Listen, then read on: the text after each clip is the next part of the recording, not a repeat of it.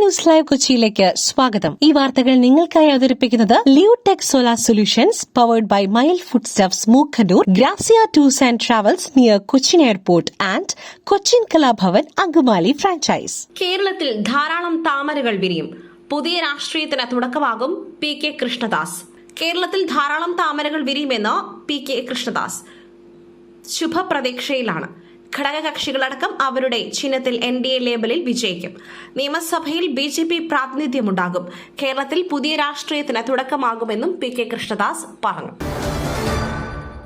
TPയുടെ ഘാതകർക്ക് തിരിച്ചടി കിട്ടുന്ന ദിവസം. വടകരയിൽ UDFന് വിജയം ഉറപ്പ്. KK രമ. TPയുടെ ഓർമ്മ ദിനവും വോട്ടെണ്ണൽ ദിനവും ഒന്നിച്ചു വന്നത് യാദൃശ്ചികം. എന്നാൽ അത് വലിയ രാഷ്ട്രീയവുമാണെന്നും KK രമ മാധ്യമങ്ങളോട് പറഞ്ഞു. 17 വർഷം മുൻപ് TP ഉയർത്തിയ ആ രാഷ്ട്രീയമാണ് 2012 കൊന്നുതള്ളുവാൻ CPIM തീരുമാനിച്ചത്. ആ രാഷ്ട്രീയം അവസാനിക്കില്ല എന്ന് കാലം തെളിയിച്ചു. അതിലേറ്റവും വലിയ തിരിച്ചടി കിട്ടുന്ന ദിവസമായിരിക്കും ഇന്ന്. ഭരണ തുടർച്ച എന്നുള്ളത് LDFന്റെ വ്യാമോഹം. TPയുടെ ഘാതകർക്ക് തിരിച്ചടി കിട്ടുന്ന ദിവസം ആണിത്. വടകരയിൽ ഉയർന്ന ഭൂരിപക്ഷത്തിൽ UDFന് വിജയം ഉറപ്പെന്നും അവർ വ്യക്തമാക്കി. ബേപ്പൂരിൽ 82,000-ലധികം വോട്ടുകൾ വാങ്ങി വിജയിക്കും PA മുഹമ്മദ് റിയാസ്. സംസ്ഥാനത്ത് ഇടതുപക്ഷ ജനാധിപത്യ മുന്നണിയുടെ നേതൃത്വത്തിലുള്ള സർക്കാർ വീണ്ടും അധികാരത്തിൽ വരുമെന്ന് PA മുഹമ്മദ് റിയാസ്. ബേപ്പൂർ മണ്ഡലത്തിൽ 2021 സർവകാല റെക്കോർഡ് വോട്ടായ 82,000-ൽ-അധികം വോട്ടുകൾ നേടി മികച്ച വിജയം നേടും. കോഴിക്കോട് ജില്ലയിൽ ഉൾപ്പെടെ LDFന് അനുകൂലമാണെന്നും PA മുഹമ്മദ് റിയാസ് പ്രതികരിച്ചു. BJP കാര്യമായി വോട്ട് പിടിക്കില്ല. ഷോൺ പിടിക്കുന്ന ഓരോ വോട്ടും LDFന് നഷ്ടം. മാണി സി കാപ്പൻ. പാലായിൽ വിജയപ്രതീക്ഷയിൽ മാണി സി കാപ്പൻ. BJP കാര്യമായിട്ട് വോട്ട് പിടിക്കില്ലെന്നും ഷോൺ ജോർജ് പിടിക്കുന്ന ഓരോ വോട്ടും LDFന് നഷ്ടമാണെന്നും മാണി സി കാപ്പൻ പറഞ്ഞു. ജോസ് കെ മാണിയുടെ വോട്ടായിരിക്കും ഷോൺ പിടിക്കുകയെന്നും അദ്ദേഹം പറഞ്ഞു.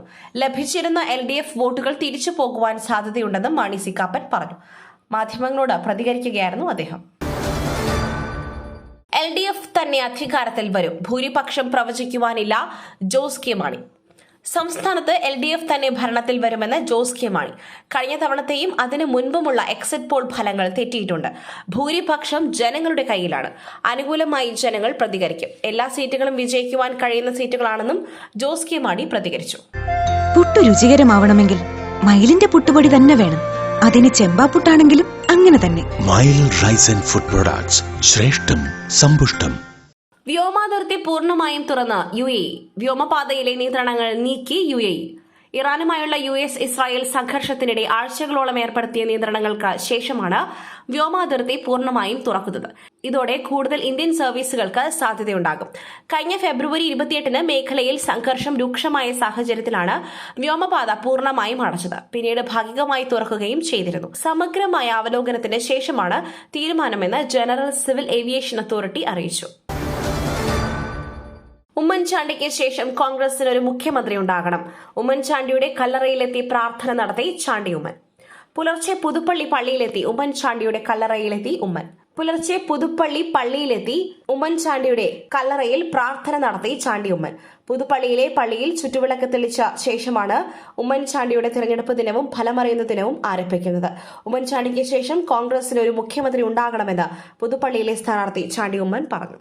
മറ്റൊരു വാർത്തയുമായി കണ്ടുമുട്ടുന്നതുവരെ നന്ദി, നമസ്കാരം.